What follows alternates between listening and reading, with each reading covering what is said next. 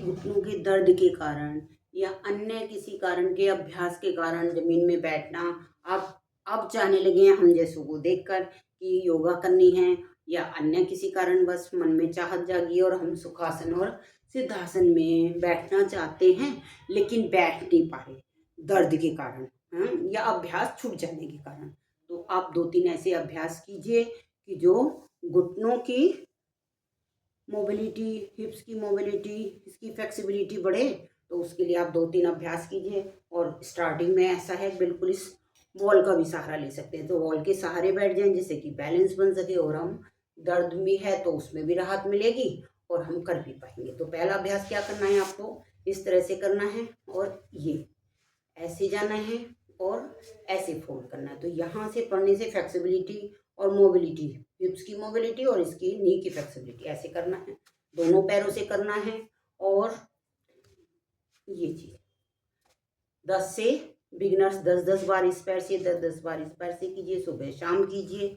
और सेकेंड अभ्यास क्या करना है, इस पैर को ऐसे सीधा करिए और इस पैर को कोशिश कीजिए यहाँ फोल्ड कर पा रहे हैं, सहारा देकर फोल्ड कीजिए और यहाँ रखना चाहते हैं तो यहाँ रखते हुए ब्रीथ इन करते हुए छाती से लगाइए, ब्रीथ आउट करते हुए यहाँ लगाइए। इस तरह से 2 से 3 बार करके दिखा रही हूँ मैं आपको, कम से कम 15 से 20 बार आपको जरूर करना है। ऐसे दोनों पैरों से करना है, इसको भी ऐसे ही यहाँ लगाना है और सांस भरते हुए छाती से लगाइए और सांस छोड़ते हुए जमीन से लगाने का प्रयास कीजिए, तो वो आपकी फ्लेक्सिबिलिटी को बढ़ाएगा। और ये आप वैसे वॉल के सहारे कर रहे हैं, आप थोड़ा सा और आगे, वॉल से थोड़ा सा आगे आ जाइए, इन घुटनों को ऐसे फोल्ड कीजिए और ये चीज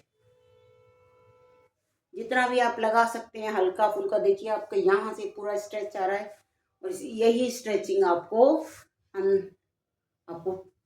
अच्छी प्रकार से बैठने उठने में सहयोग करेगी और आपकी फ्लेक्सिबिलिटी बढ़ाएगी।